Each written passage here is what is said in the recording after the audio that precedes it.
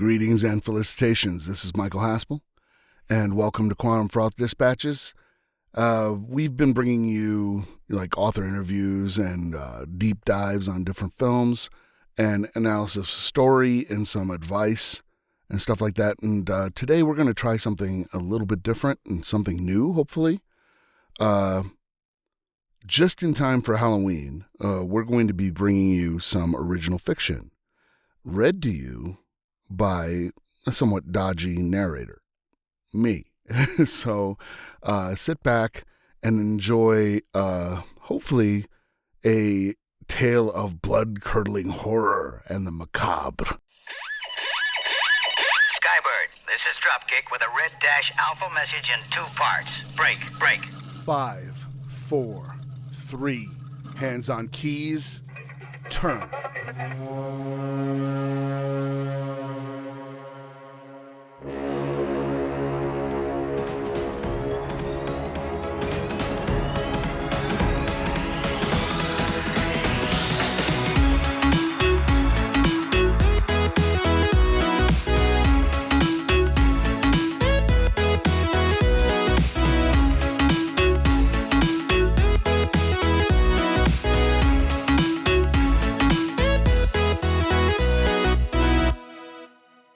Operation Eidolon by Michael F. Haspel. How do you cover up a heist? Let thieves into the museum. Remember the looting after American-led coalition forces collapsed the Ba'athist government of Iraq during Operation Iraqi Freedom? Hordes of Iraqi civilians descended on the National Museum and made off with troves of priceless antiquities. This very public theft of museum artifacts kicked off the second phase of the pilfering of Iraq's history. The first phase had begun long before, practically the moment Saddam Hussein took power. There were 2 kinds of thieves in Baghdad that April in 2003, amateurs and professionals. The professionals had inside help. Investigators found glass cutters and electronic equipment to bypass security locks. Does that sound like civilians off the street? This second phase of looting, the one that played out for the news cameras, was unwittingly part of an organized heist. It was the cover-up. It's been nearly 2 decades since those events. Many of the artifacts have been recovered, but not all. And there is one in particular, which I personally hope no human ever sees again. For a long time, Operation Eidolon was classified above top secret. UMBRA compartmentalized. It's declassified now, though if you do a Freedom of Information Act request, you're just going to get mostly the cover story. In 2003, I was part of the Joint Interagency Coordination Group, or JIAC. You can look up my name to verify my story if you want. Our mandate was to use every single tool in our arsenal to prevent another terrorist attack like those suffered on September 11th. And when they said every tool, they meant every tool. There were many reasons CENTCOM tasked the JIAC to recover Iraqi antiquities. It was a good PR move. It alleviated American guilt to have allowed the looting in the first place. It was the right thing to do and kept antiquities off the black market. Any and all of these are fine rationales, but they were our cover.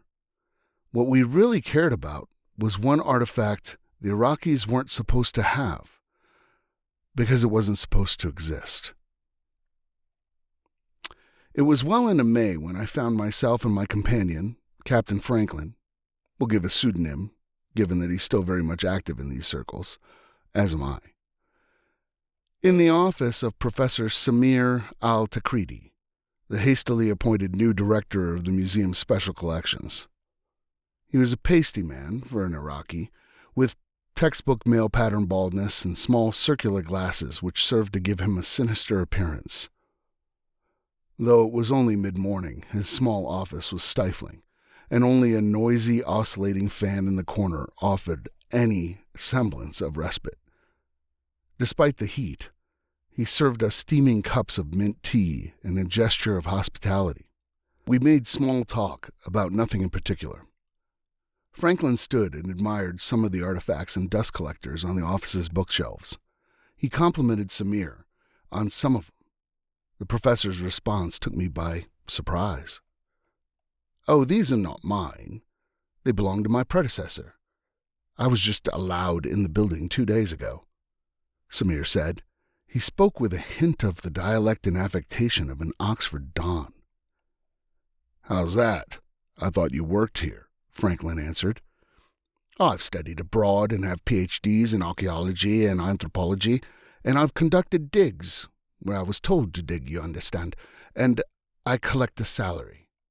Yet until 2 days ago, I had never been here. You see, when you're one of Saddam Hussein's second cousins, one is afforded certain privileges, but it also pays not to become too conspicuous. There's rather an art to being unobtrusive, so people ignore you and let you do what you want after a fashion." He smiled ironically.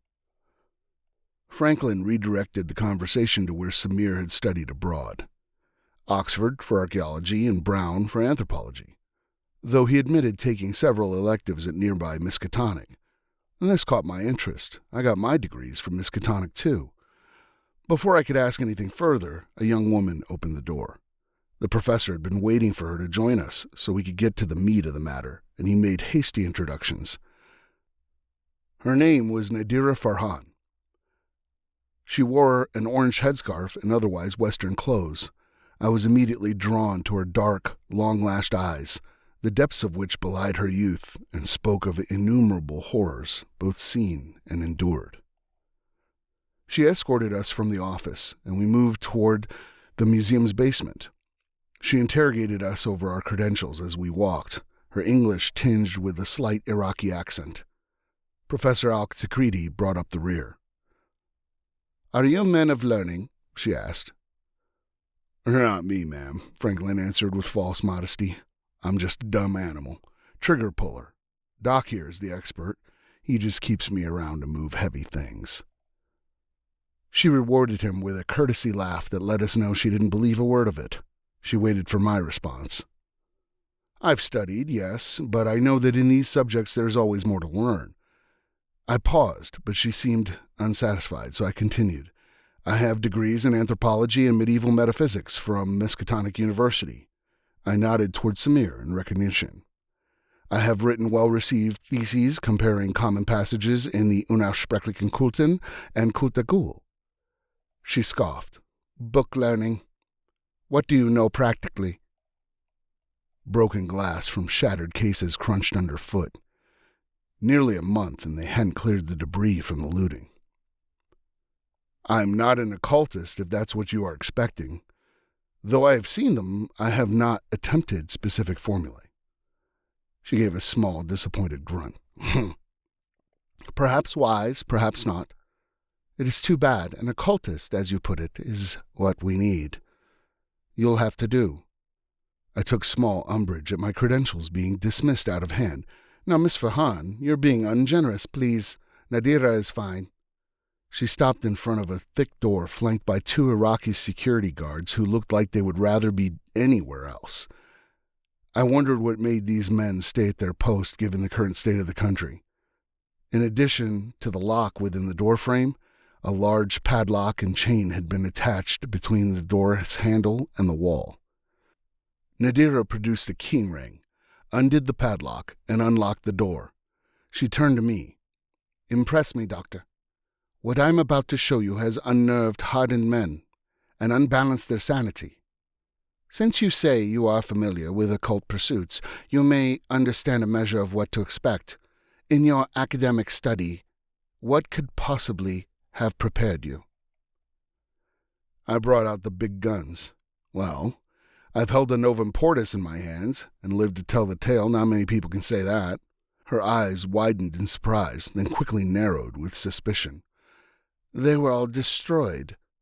"In fact, they were not. Torquia made more than 3 copies, but that's a story for another time. Agreed?" She nodded in agreement. "Please excuse the smell. We've only had the bodies removed last week. We couldn't get anyone to come down here." She opened the door, and we were immediately assailed with the stench of open graves. While we paused, Nadira descended into the ill-lit stairwell. "Uday and Kusei, Saddam's sons, conducted experiments here. We don't understand the exact nature, nor do we know how many victims fell to the full extent of their depravity. That they were engaged in the occult is inarguable." We reached the bottom, and she turned on the lights. Bare bulbs illuminated a large open space with shelves of jars and books along the walls. The smell of death was stronger here, and another smell like battery acid that made my eyes water. I perused the shelves quickly and recognized an abused copy of the Book of Eidolon. Near it was a jar of what I'm now sure was the powder of Ibn Ghazi, though I did not know it at the time.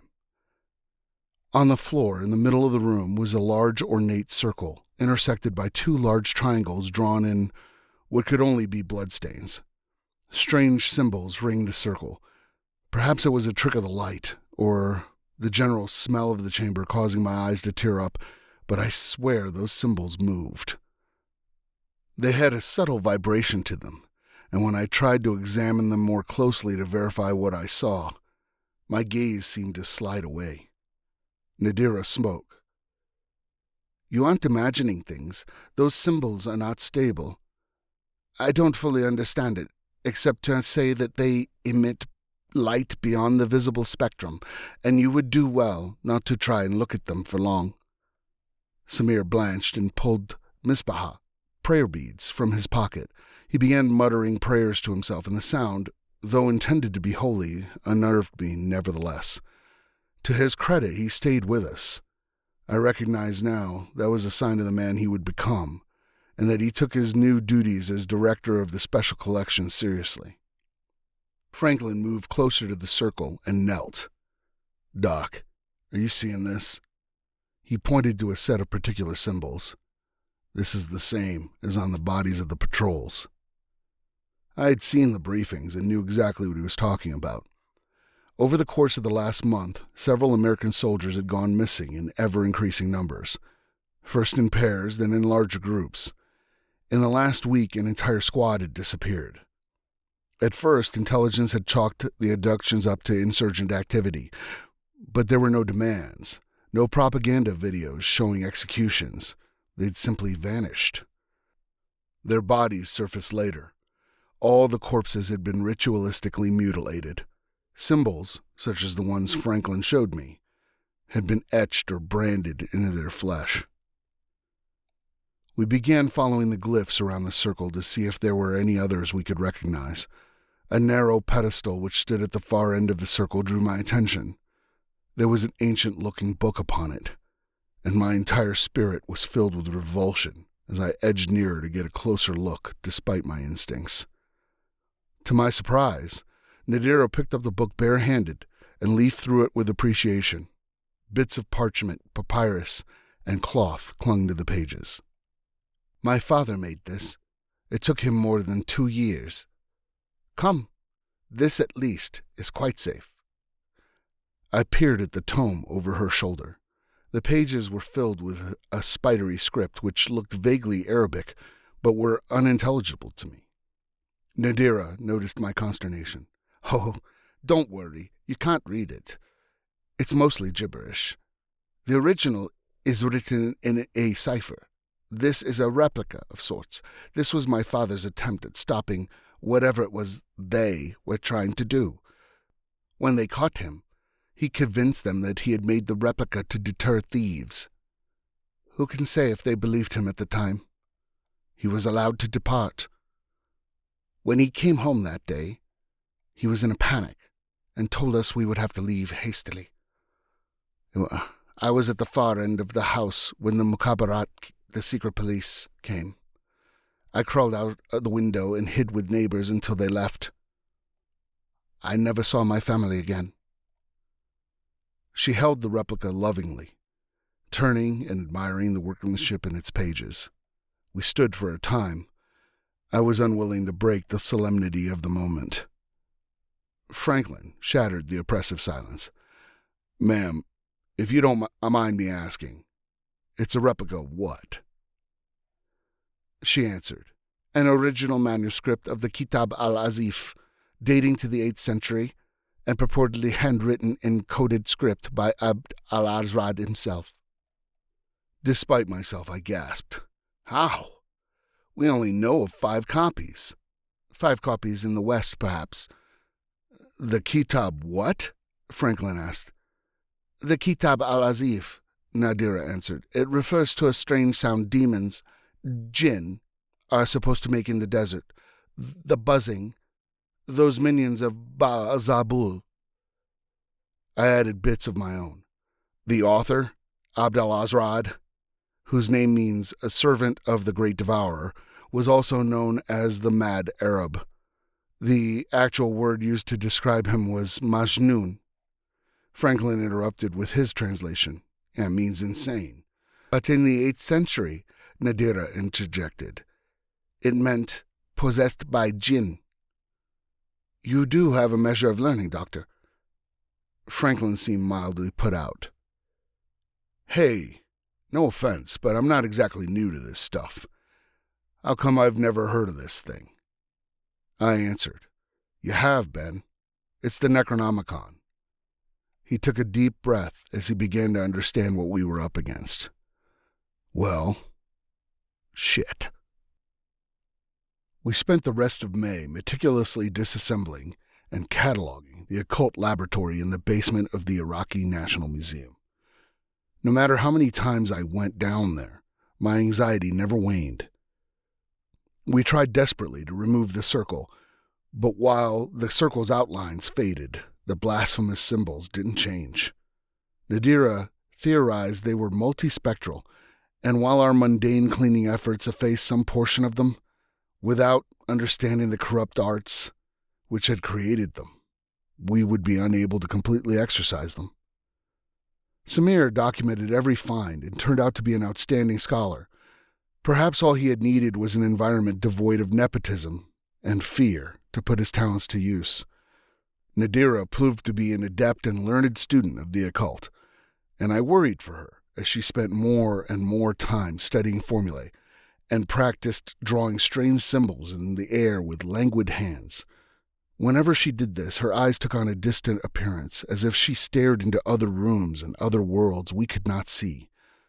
She filled notebooks with hurried scrawls of marginalia and took unsafe excursions into the city's underbelly, searching for ever rarer ingredients for powders and unguents.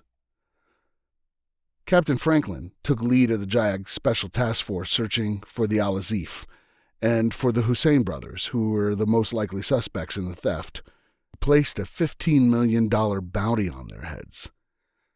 The disappearance of American servicemen continued. Their mutilated bodies surfaced with increasing regularity, but now, with the insurgency in full swing, other casualties mounted, and CENTCOM had bigger things to worry about. Cautionary briefs to travel with a battle buddy ignored rumored reports of ritualistically mutilated comrades. As a result, the largest of the abductions occurred then. At the start of June, an entire patrol disappeared without a trace in Nasiriyah. Other patrols and rescuers found no sign of resistance. It was like they'd simply ceased to exist. When faced with increasing unrest throughout the country, the brass at CENTCOM had to acknowledge that the disappearance of 14 armed and trained soldiers signaled a significant event and a potential change in tactics for the insurgents. They gave JAG access to whatever resources we needed. Luckily, that's when we received a break. Majid Kazim, a former major in the Nebuchadnezzar division of the Republican Guard, turned himself in. It turned out coalition intelligence had been searching for him as an insurgent organizer. They were completely baffled he would simply march up to American forces and turn himself over. When he claimed he did it to preserve the sanctity of his soul, it confused them further. But he said he had information regarding the missing patrols. They had him for 2 days before the information filtered to JAG's attention. Captain Franklin and I immediately went to speak to him. overzealous intelligence interviewers had subjected him to enhanced interrogation techniques. When we met the man, he was understandably reluctant to trust us. His eyes were deep-set and dark, most likely due to 2 days without sleep, and who knows what other horrors. I poured cups of potent Arabic coffee for the both of us. Captain Franklin leaned against the far wall, trying to make himself look as unthreatening as possible. For the 6'2" muscled Green Beret, that was something of a challenge. He insisted much of the city was underground, but that some of its towers emerged from the rocky sand, though they had been so worn with time and elements they were unrecognizable. They have a circle, an unholy thing. It hurts the eyes to look upon. It is from there that they will come. When the stars are right, in 1 or 2 days, they will pray to the demons and call them forth from that nameless city, Majid said. I realized as he spoke, he had seen these things with his own eyes. He had been there. Majid, I again apologize for what has been done to you this day, when you tried to do the right thing. I am afraid I will ask a great favor from you. He stared at me. The weariness in his face transferred to me, and I felt how tired this man was. I asked the impossible. If we are to stop this thing, you're going to need to go back there. You need to come with us. We're going to need a guide. This ends part 1 of Operation Eidolon by Michael F. Haspel. If you're listening to this as it's coming out, tune in a few days for the conclusion. If not, just hit the next podcast. You have been listening to Quantum Froth Dispatches by Michael Haspel. Music and other cues are brought to you by The Fat Rat. The song you are hearing is Monody, featuring Laura Brehm. Thank you for listening, and we now return you to your mundane reality.